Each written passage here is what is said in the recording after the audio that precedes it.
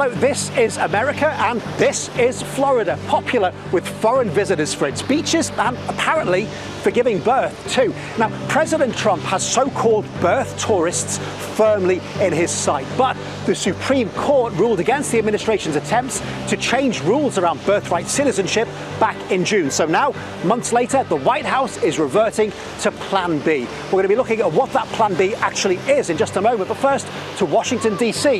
Here's Alex Marquardt.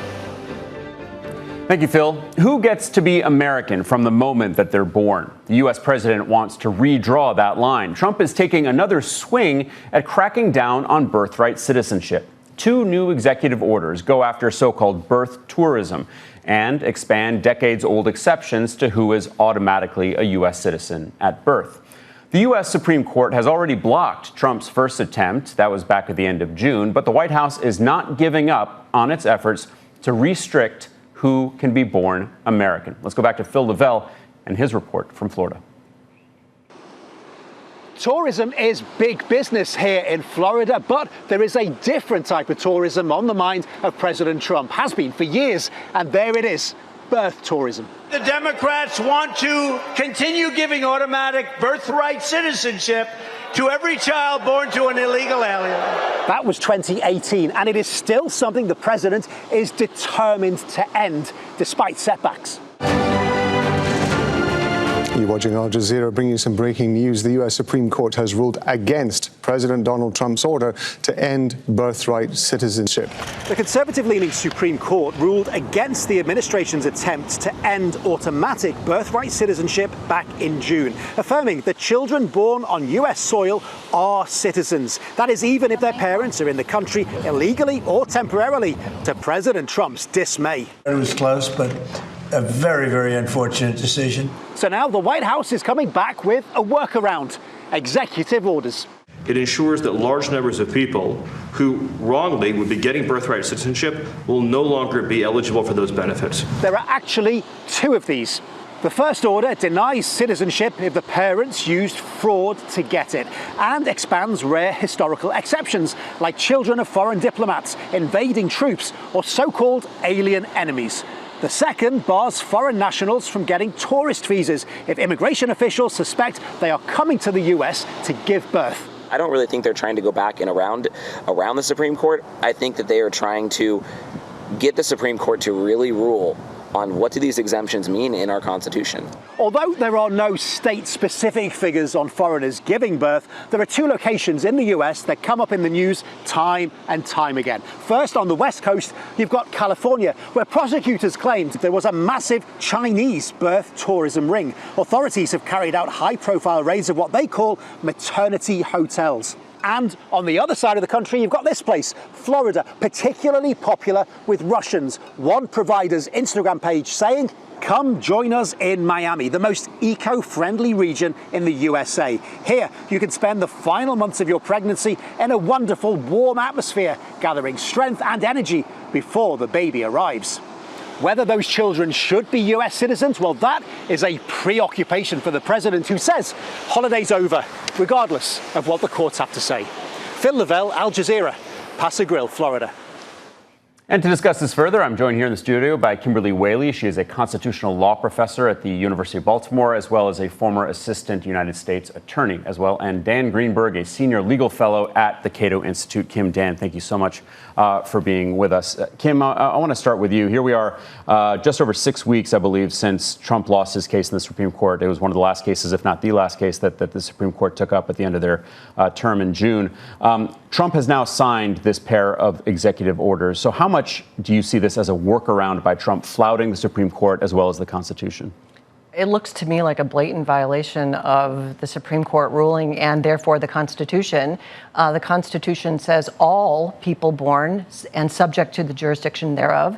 This is a majority that are textualists. They read the plain language.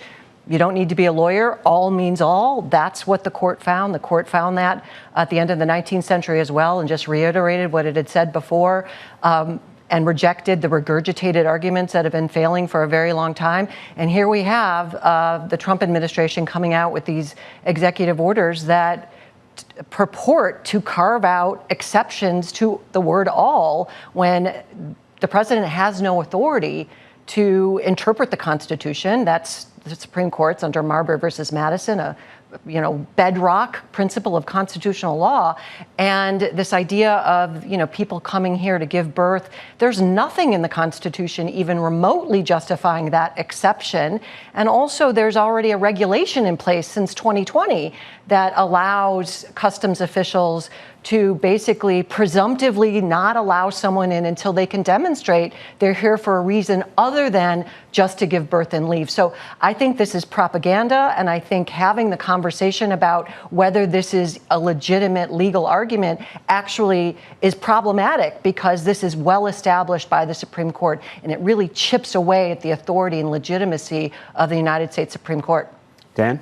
Well, the rule in the Barber case covers everybody who's born on the land. And to be clear, the Trump v. Barber case was the case that that was in the Supreme Court at the end of June. That's correct. So the rule in that case covers everybody, every baby that is born on the land of the United States.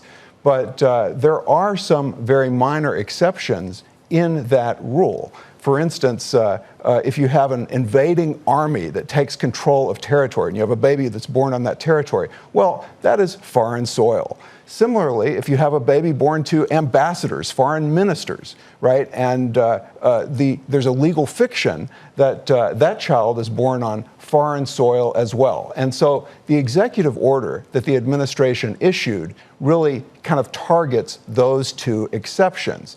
More precisely, I don't really see how you could have how you could claim that there were babies that are born to invading armies, because under the rule, the invading army has to control some territory. And I don't really see how there's any invading army that controls the territory, in any part of the territory of the United States today.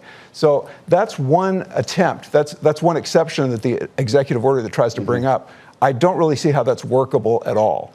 But the second exception, the idea that there's an exception for children of what's called foreign ministers or ambassadors, I think that there could be a little bit of wiggle room there. The executive order calls for the children of diplomats and people who are, in the United Nations, for international organizations, consulates. Right. But isn't this where this phrase that Kim just mentioned, subject to jurisdiction thereof, is so important? Because, of course, ambassadors have diplomatic immunity, as do a number of other diplomats from these foreign countries. But there's a lot of foreign staff. There are a lot of people from foreign organizations who are non-Americans who may have their children here. They are subject to the jurisdiction of the United States. Well, I think that the way you read that phrase, subject to the jurisdiction, basically it says United States law controls. And the way that United States law controls, according to the reading of the Trump administration, is that you have always had this traditional exception. It's, the decision calls it a legal fiction or an extraterritorial fiction. And so I think there is wiggle room for the argument that you could have children of diplomats and even people who are doing custodial work in embassies and so forth. I think there's a possibility there, but I don't see a workable exception for people who are designated as invading armies, because they aren't controlling any territory, and I don't see any exception for what's called birthright tourism, because even if birthright tourism comes about because of fraud, which is the argument from the executive order, even if birthright tourism comes about because of fraud, well, just because you have a child born on United States land because of fraud, they're still born on United States land. And so I'm not sure how you get to the legal argument that says that these babies that are born on foreign land because of fraud, they're not covered. I just see that as a non-starter. So there's one tiny exception, I think, that could be workable. That's the foreign diplomats, ministers exception.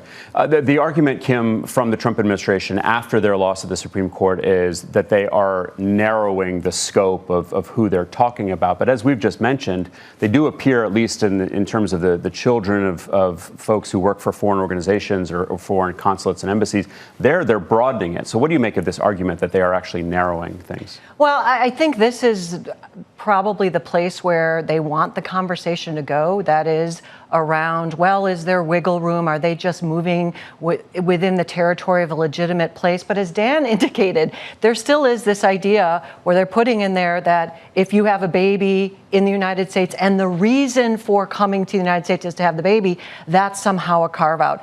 That is really, to me, the canary in the coal mine, that this is an express, obvious end run, not only around the United States Constitution, but around the Supreme Court, because there's no legitimate justification for something like that. Maybe, I think the order says something about, well, if you work for a foreign government, but within the jurisdiction of the foreign government, because you work for the foreign government, I mean, that's very lawyerly. I think the main point here is this president made clear, and Stephen Miller made clear, that listen, we're not satisfied, I'm paraphrasing, with this ruling of the United States Supreme Court. And I think this is just chipping away at this notion that they are bound, this administration is bound by the rule of law. I mean, Donald Trump has made clear on many occasions, there are hundreds of lower court orders now violating court orders, judges getting upset because they're just flouting the rule of law. This is a pattern. And to me, this moment where we have a major decision out of the Supreme Court, and just weeks later, they come out with something that is directly, part of it at least, we agree, is directly contradictory to the rule of law. This is more attempt to amass the power of a king, and it's deeply, deeply troubling, and that should be the debate that the entire country is having over, not, okay, whether, embassy employees somehow would fall within this, what I think is an unconstitutional order. I think most people are aware of Stephen Miller and the fact that he is a large part of, frankly, the architect of so much of this. There's a name that others might not be as familiar with, Will Scharf. He is currently the staff secretary, but he's on the up and up. And he said, quote, "There's absolutely nothing here," speaking about these two executive orders, "that runs afoul of any of the Supreme Court rulings on the subject."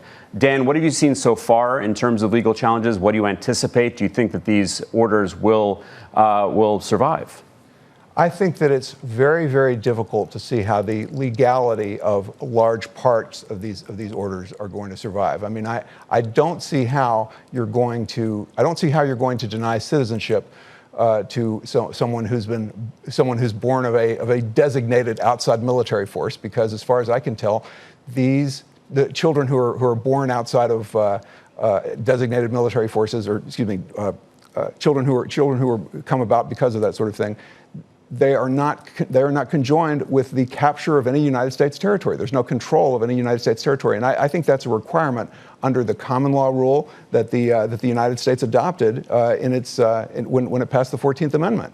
And I don't see how you get to the idea that a child born in the United States because of fraud is thereby not born on the land of the United States. Right. Now, there is some possibility that Congress might act so as to change the citizenship rules for places and territories. And there's some question about whether you have citizenship if you're born in a territory, because there's always some question about what your federal rights are, what your constitutional rights are when you're born in territories. As you probably know, there are different rules for different territories. In some territories, you don't even have the same kind of jury rights that you have in the mainland. And so there are some tiny exceptions that they're trying to exploit, but I think some of their arguments just are a no-go and are not going to be recognized or not going to be looked upon well by courts. I do want to get into some of the specifics that are inside these two executive orders, but first let's take a step back and look at how we got here, as the Supreme Court has fought for a long time against these efforts to dismantle birthright citizenship, which is in the Constitution. Eva McKent explains. The Supreme Court has already restricted President Trump's first attempt at restricting birthright citizenship, but the administration is back with a new strategy. So just what is this plan, and how could it still run up against the Constitution? Let's take a look. It starts with the 14th Amendment Citizenship Clause, written into the Constitution after the Civil War. All persons born or naturalized in the United States and subject to the jurisdiction thereof are citizens.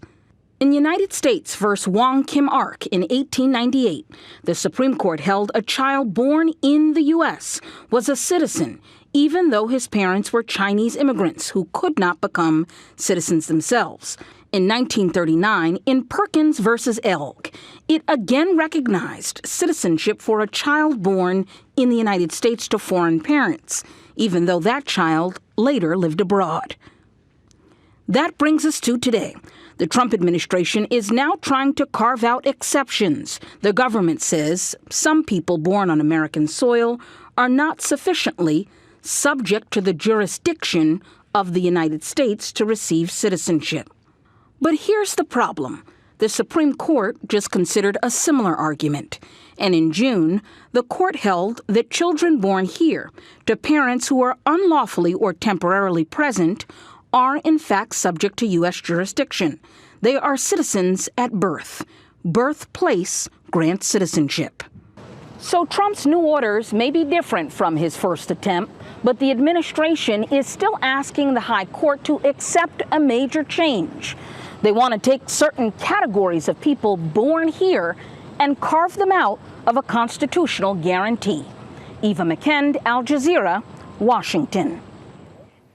So there is established law on the books, Kim, about birth tourism. So why do they feel the need to issue this order now? Well, this is exactly the question, which is why I think this is a political ploy to whip up some discussion in the working towards the midterms, which the president is really struggling in the polls right now. Iranian war in Iran is really unpopular. Under these 2020 regulations, as I said, the extent to which the State Department can do anything, they could deny maybe a visa or a passport. But in terms of allowing people in, the law is already in place since 2020 to do what this order purports to do. But I want to add one thing with respect to the exceptions, because we're having a conversation, okay, which exceptions are okay for the president to carve out of the Constitution. Justice Kavanaugh wrote a concurring opinion in the Trump versus Barber case saying Congress can maybe carve out exceptions. He did not get a majority on that. He was alone on that. So the majority of the Supreme Court rejected the notion, or at least didn't join the notion, that even Congress could carve out exceptions. There's no authority for a president to amend the Constitution. There's no authority for the president to pass statutes that would govern immigration. This is, as I said earlier, I think a deeply, deeply disturbing step towards obliterating the rule of law as established by the Constitution and interpreted by the United States Supreme Court. To what extent, Dan, do you think the administration is going to have a challenge differentiating between normal tourism, where people will have children when they are traveling, versus intentional birth tourism? Aren't they getting into a place where they're going to essentially be discriminating against pregnant women? Well, I believe that the regulation on the books already says that if your primary purpose when you try to come into the country is to have a child, then how do you determine primary purpose? Well, that's a discretionary judgment on the part of the executive and his agents, I believe. And is that consular officials in whatever country the person's coming from? That's going to be determined really by Americans. The Americans decide whether they're going to let people in or let people out. And I think that you have to understand the second executive order as distinct from the first executive order, because I do think the president has more authority to prevent people from coming in. He has relatively little authority to decide the citizenship status of babies that are born here. But the president has significant authority to block people from coming in. And I read the executive order as the president deciding we're going to put more resources into blocking people's entry. We're going to make it harder for people to come in. And I think that's going to have some effect, not just on people giving birth here, but people coming to be tourists for good reasons. And so I think it's important to draw a distinction between what happens outside the country, the decisions that we make about who we're going to let in, as compared to what happens when a child is born here. Because what happens when a child is born here, I don't really think that the president and his executive orders can really change that very much. I mean, one of the other disqualifications is children born to members of groups deemed to be terrorist organizations. How on earth do you even make that determination? It feels like, Kim, that so much is left up to the discretion of the executive. Well, the way the regulation works now for these people that are, pregnant and coming in is that it is up to the discretion of the person at the border, and then the burden shifts to the family to demonstrate they're here for some other reason. But this question on how do you prove this came up in the Trump versus Barber case, where the Supreme Court took the argument that was put forth by the Trump administration that back then it was citizenship is determined by your parents, right, and their citizenship. You've got to go back generations. And the justices were saying, okay, when is this done? Is this, do you have to have somebody come into in the hospital when the baby's born and make a determination of where the parents are from? How is this actually going to function? Is it the mother? Is it the father? This is a whole factual mess. And at the end of the day, it's clear, and this Constitution's really old, and there's actually not a lot of words in there. This is one of the rare circumstances where we have the answer in the plain text of the Constitution. All persons means all persons. There's lots of vague language in the Constitution, like unreasonable searches and seizures that you can have a lot of debate about and a lot of gray area.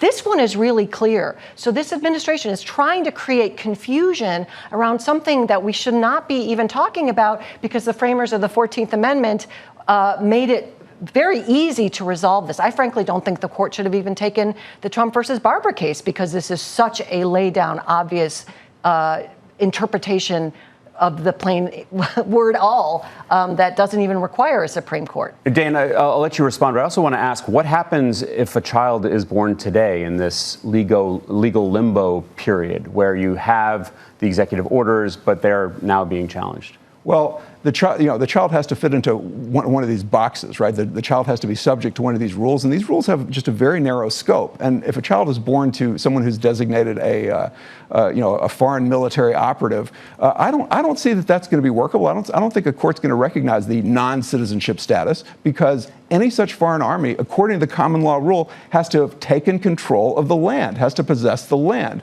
And so this is really an empty measure, I think, this particular measure by the Trump administration. It's not going to apply until there's some sort of army from foreign lands that actually captures United States land. I just don't see that that's going to happen. And when you look at the Supreme Court, Kim, do you think that they are likely to acquiesce to Trump's request that they take this up again? It's hard to say with this court. It has really surprised me and frankly disappointed me that there have been so many of these emergency orders involving really clear constitutional principles like the Fourth Amendment, the Due Process Clause, where the Supreme Court has taken these cases and sided with Donald Trump, even though the law is really clear. But I think in this moment, they worked really hard on the Trump versus Barber case. They wrote a lot of pages on this. I think they'll probably say, listen, this is done and let the lower court rulings stand, and the lower court rulings will apply Trump versus Barbara like they did before, applied the precedent prior to Trump versus Barbara, and say no to Donald Trump. But when you look at Trump versus Barbara, the tariffs case that Trump also lost, the Federal Reserve Board case that Trump also lost in the Supreme Court, in this past year, did the Supreme Court exhibit some independence from the executive that you were surprised by? We can break down all of those cases. I would argue in each of those cases, it was not dissimilar to what we're talking about here. It was a really clear, obvious answer. These weren't hard, thorny issues. The tariff power belongs to the United States Congress, does not belong to the President of the United States. So I think they and these are split decisions, right, which is really disappointing. So we don't have all the justices like in Brown versus Board of Education or some of these, past historical cases that were fraught, politically. We don't have the justices on the same page when it comes to the plain reading of the U.S. Constitution. So I can't sleep at night thinking the Supreme Court is going to back the rule of law when it comes to this president, unfortunately, and that's a decision, a point of view it's taken me quite a long time to come to, and I'm not happy that that's where I am. Dan, what do you think this case, Trump versus Barbara, leaves unsettled, where the Trump administration can essentially carry out what it wants to? I think it leaves unsettled a very tiny number of kids born to people who are connected to the foreign diplomatic NGO apparatus from other places, and that's a very small number of people. I don't think it leaves unsettled birthright tourism. That is just not going to be an issue that's going to be debated by courts. The executive order has no power to get rid of birthright tourism. The executive order, as far as I can tell, has no power to designate the kids born of foreign armies to be non-citizens. There is some question about citizenship in territories if Congress acts. There is some question about citizenship in Samoa, where Congress hasn't really covered citizenship. And there is some country, so these are extremely tiny cases. These are very small drops in a very large bucket, and I do not see the law as being unsettled for the most part. We have just about 30 seconds, Kim. When you see the president who keeps testing a ruling like this, and he's done the same with the tariffs, what does that do to the court's authority? Well, this was floated the first administration when it came to when Trump was in office, when it came to the census, the counting of the census. And the reporting was that maybe there's a discussion within the White House, do I follow a Supreme Court ruling? Mm-hmm. I think that's where we are. I think we are the president coming out and saying, I am not bound by the United States Supreme Court, and that is disturbing. Yeah, it is remarkable how they come down with these rulings, and then he just says, all right, we're going to try something else. Kim Wehle from the University of Baltimore and Dan Greenberg from the Cato Institute, thank you both very much for joining me today. Appreciate it.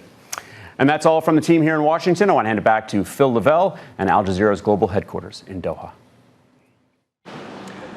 And don't forget, you can catch This Is America every weekday, Monday to Friday, 18:30 GMT. Or if you're here in the United States, that is 2:30 p.m. on the East Coast. You can also catch up on YouTube 24 hours a day. That's it for this episode. We'll see you again soon. Bye for now.